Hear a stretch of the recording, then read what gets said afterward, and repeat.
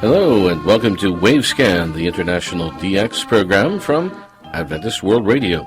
Researched and written in Indianapolis by Dr. Adrian Peterson and produced in the studios of WRMI Shortwave in Miami. I'm Jeff White. A Happy New Year to everyone. Today on Wavescan, Focus on Africa, our final presentation during the year 2013 under the title Focus on Africa, though Africa will not be forgotten during the coming year 2014. Today, the BBC Central Africa Relay Station, BBC Francistown, Water Radio, Ancient and Modern, and our Indian DX report.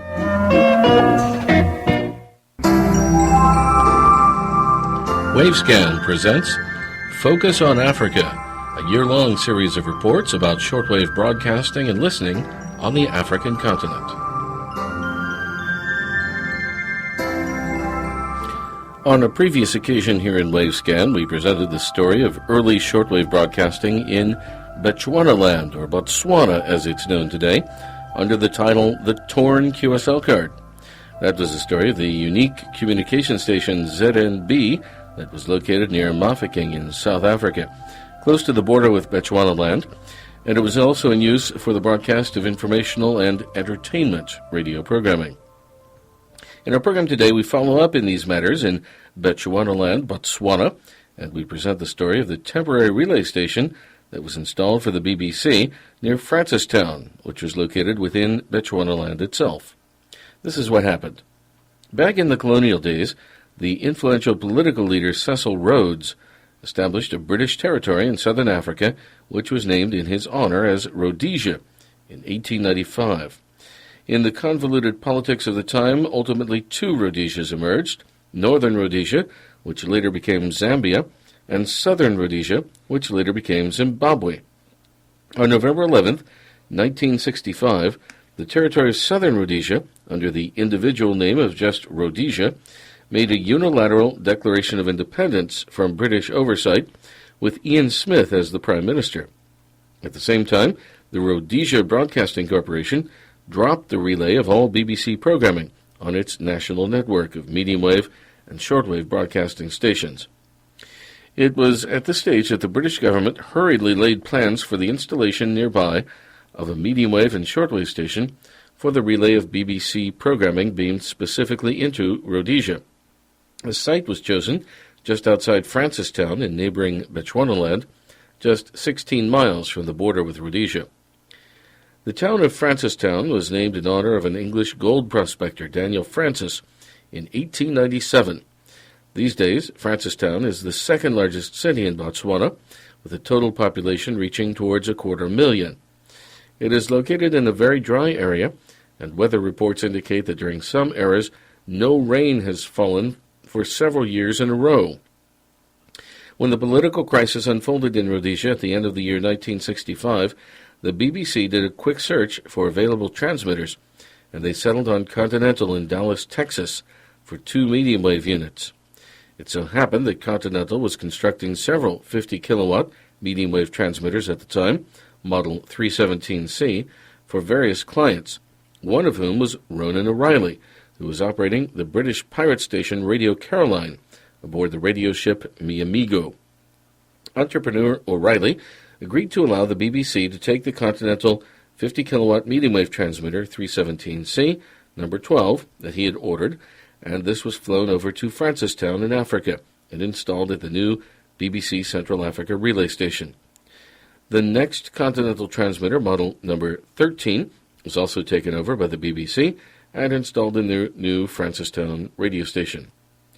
Transmitter number 12, 50-kilowatt Continental 317C, was inaugurated at the new BBC medium-wave relay station on December 30th, 1965. And transmitter number 13 was inaugurated a few weeks later, early in the new year, 1966. Interestingly, O'Reilly with Radio Caroline then took transmitter number 14, and he installed it on board the Miamigo. And when that ship sank in the Thames estuary out from London, 15 years later, the transmitter went down also. It is still there to this day at the shallow bottom of the North Sea. The BBC Central Africa Relay Station was quickly constructed under the supervision of Harold Robin, who earlier achieved fame when he supervised the installation of the American super high-powered medium wave transmitter Aspidistra at Crowborough in Sussex, England, during World War II. A total of 60 tons of radio equipment was flown in from the United States and England for installation at Francistown, and 18 support technicians installed the equipment. The station, planned from the beginning as a temporary facility, was located on an almost barren 100-acre property just outside the edge of Francistown. It was operated by DWS, the British Diplomatic Wireless Service, and programming was entirely in English, either the BBC World Service, their regular services to Africa, or special programming specifically tailored for Rhodesia. Some pre-recorded programming was prepared in advance by the BBC Transcription Service and flown into Francistown from England.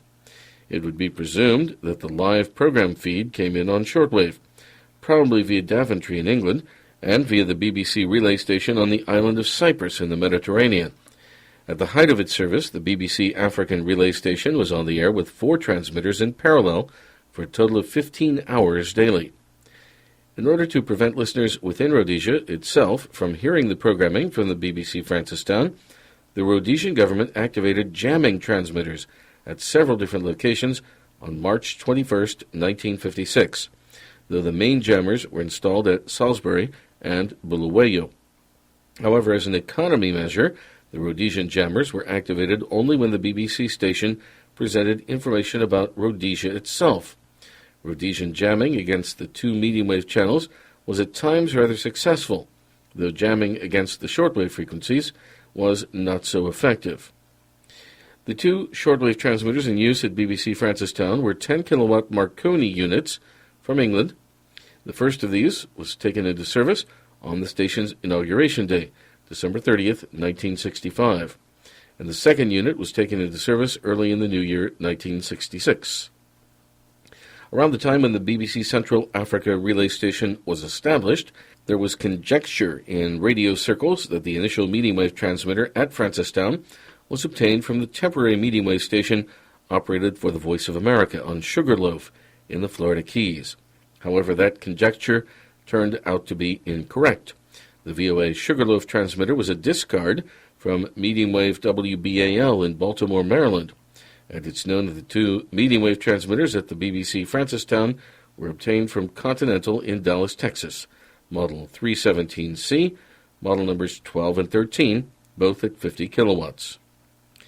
The initial frequency on medium wave was 908 kilohertz, though when Rhodesia jammed the BBC station, other channels were in use at times, including 602, 925, and 926 kilohertz. On shortwave, the known channels in use were 4842, 4845, 5015, 7130, and 7295 kilohertz. The temporary BBC Central Africa relay station at Francistown, Bechuanaland, was on the air for exactly 2¼ years, and it was finally closed and withdrawn from service on March 31st, 1968. The 2 shortwave transmitters, 10-kilowatt Marconis from England, were donated to Radio Botswana and reinstalled at Gaborone. The 2 medium-wave transmitters at Francistown, 50-kilowatt Continental 317C, were removed. One was flown to England for use by the BBC, and the other was flown to Cyprus for installation at the BBC shortwave relay station at Ziggy.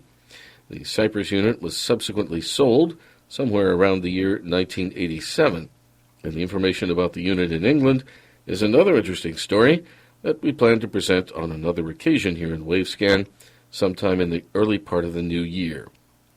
In addition, the BBC plans for subsequent radio coverage in these areas of Africa is another very interesting topic for another day in Wavescan. We might also add, it is known that only a few QSLs were issued to verify the reception of the BBC Central Africa relay station, but not many. Now let's hear a recording from Radio Botswana. This is from the Radio Canada International Idents and Interval Signals series. You're going to hear the interval signal, the national anthem, and an identification.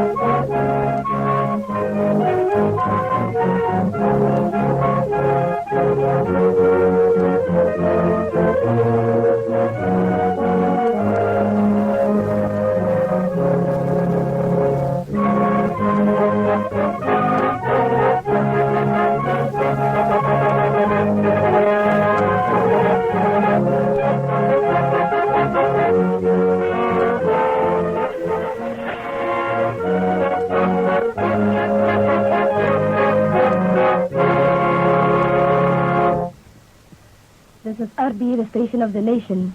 We broadcast on the 60 and the 90 meter bands, 308 meters medium wave, and channel 37 FM for the Gatherings area.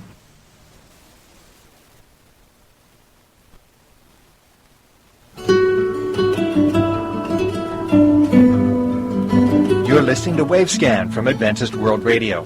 Send your comments and reception reports to Wavescan, Box 29235, Indianapolis, Indiana, 46229 in the United States.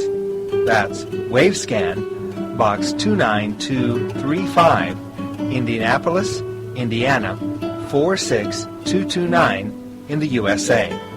Or you can email us at wavescan@awr.org. Our email once again, wavescan@awr.org.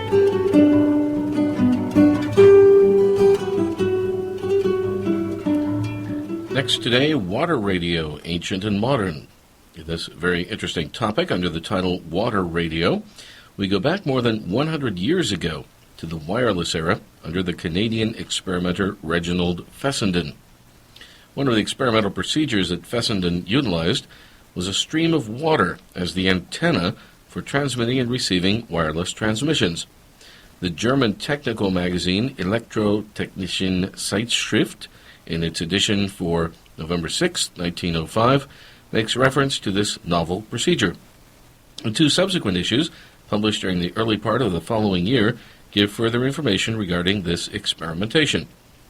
Fessenden attached a coil of copper tubing to a water pump, and the coil was also attached to the antenna terminal in the wireless equipment. It was discovered that the stream of water directed upwards served quite adequately as the antenna system, though it was observed that ocean salt water performed better than fresh water. 20 years later, similar experiments were conducted in France by the French Navy, with the use of an upward stream of water as the antenna system. We quote a report in a British radio magazine, Wireless World, dated February 28, 1925. An experiment with a novel form of aerial has been carried out by French naval operators.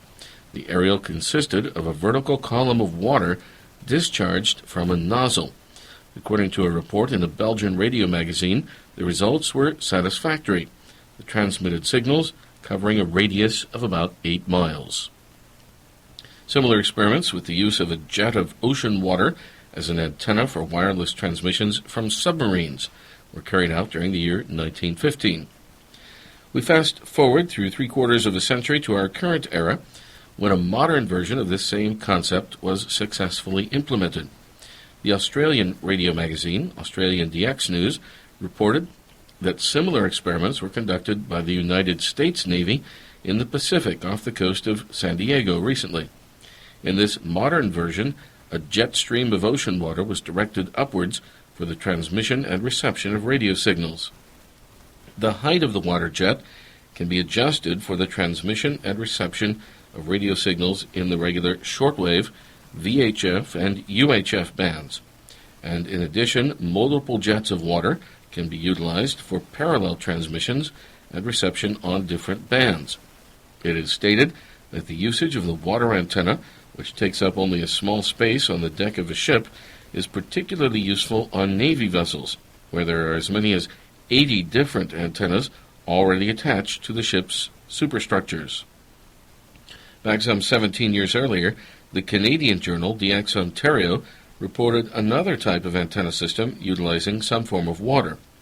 In this Canadian version, a wire coat hanger is cut and inserted into a large plastic bottle containing regular antifreeze, such as is used as the coolant in the radiator of a motor vehicle. A small circular section of an aluminum pie plate is placed over the top of the plastic bottle, and the coaxial cable is attached to this novel antenna system. It is reported that this form of receiving antenna works effectively for specifically tuned high frequencies. These 5 experiments that we've just listed utilized water as the antenna system for transmitting and receiving radio signals. We turn now to a couple of additional usages of water in association with radio reception. Sometime back, we reported that a radio receiver made in France can be used underwater for the reception of FM transmissions. In connection with this topic, water radio, we present that earlier information. A French radio manufacturer has produced an FM radio receiver that is fitted into a snorkeling tube.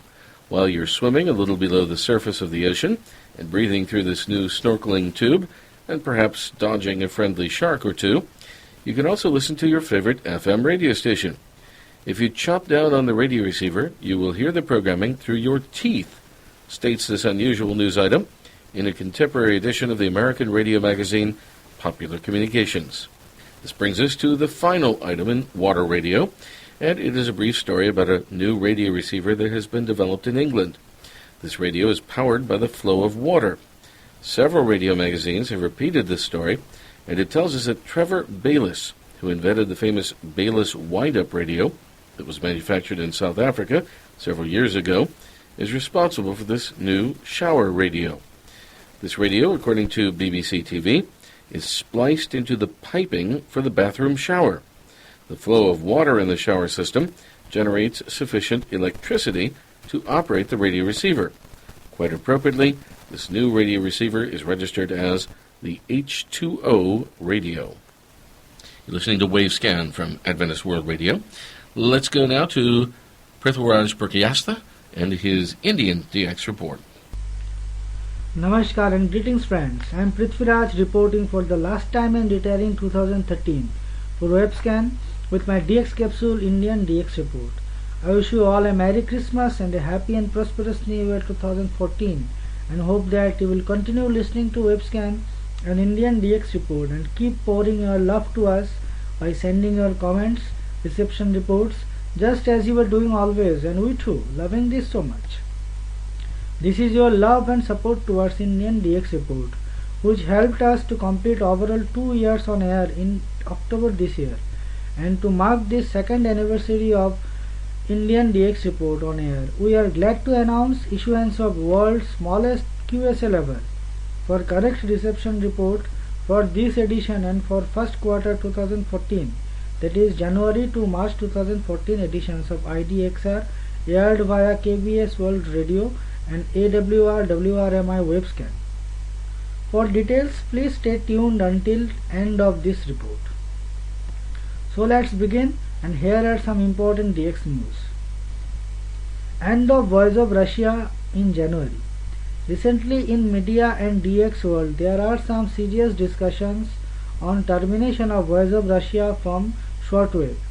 In some news sources reported that the Russian state radio broadcaster will cease all its shortwave broadcasts from 1st January 2014, although still there is no any official statement released by the VOR authority on this.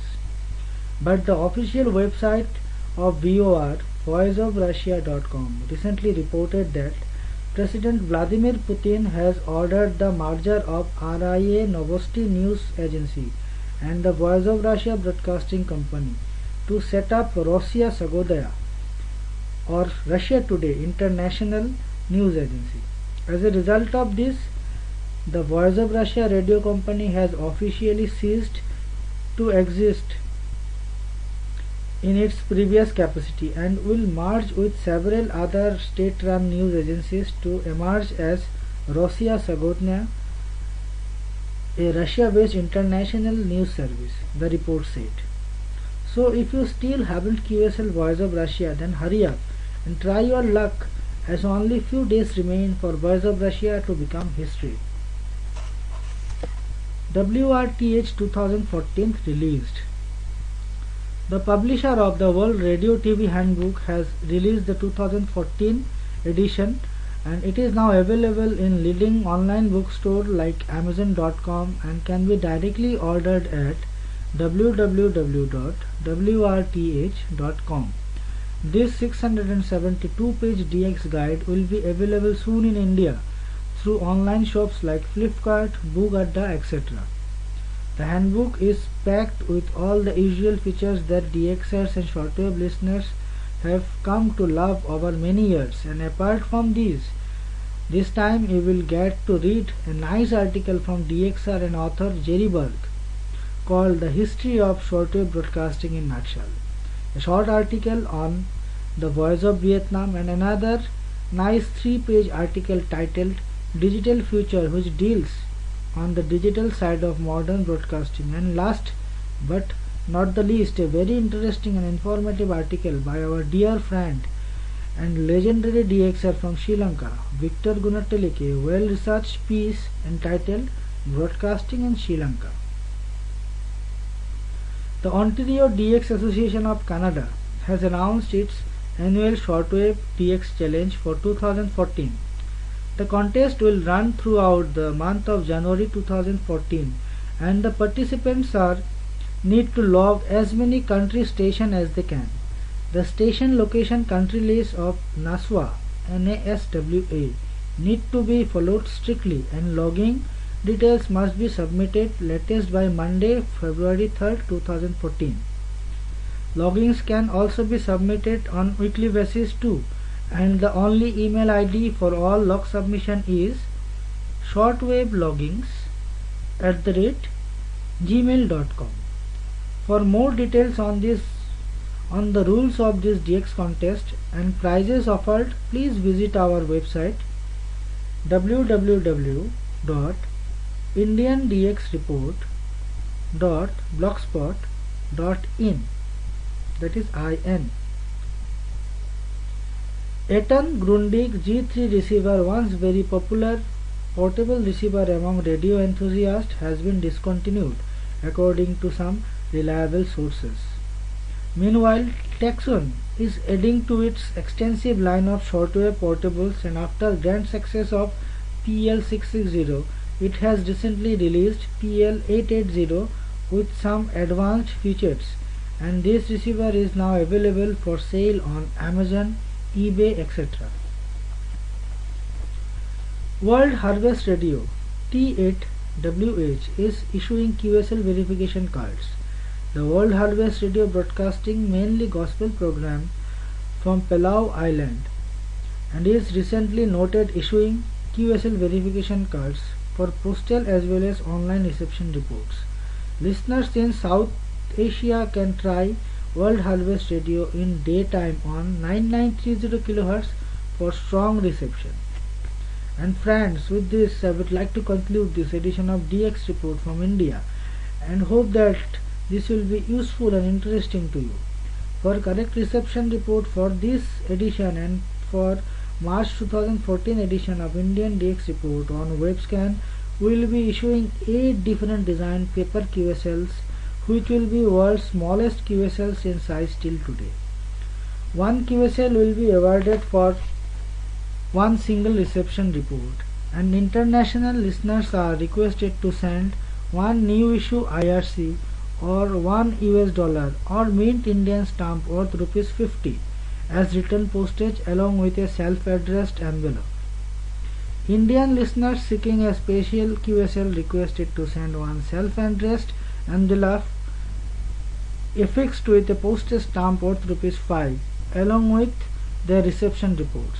All communication must be addressed to Indian DX Report, care of Prithviraj Purkayastha, Pub Bongal Pukhuri, By-Lane 4, Jorhat, JORHAT 785001, Assam, India.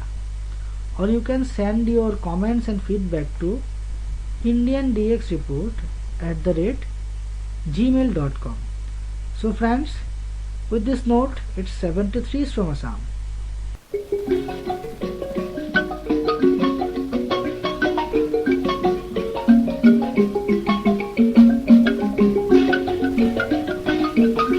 Some Mbira music from Zimbabwe, Africa. Thanks for listening to Wavescan, the international DX program from Adventist World Radio. Researched and written, as usual, by Adrian Peterson in Indianapolis. Next week, we begin a new series of topics in Wavescan during the year 2014. Focus on Asia. 3 Asian radio features next week. Focus on Asia, early wireless experiments in India. The amazing story of 3 early wireless stations in China. and our Japan DX report. A reminder that we have 2 QSL cards available for your reports on this program, one from AWR, another from WRMI. You can send your reception reports to Wavescan, Box 29235, Indianapolis, Indiana, 46229, USA. You can also email us at wavescan@awr.org. That's wavescan@awr.org. And on this last program for 2013, we want to thank some of the many people who make Wavescan possible all year long. Of course, our regular news reporters from around the world, Javier Garcia, our engineer here in Miami, our editor Adrian Peterson in Indianapolis, and of course, all of the stations that broadcast Wavescan all over this planet. I'm Jeff White in Miami. Thank you very much for listening, and we'll talk to you in 2014.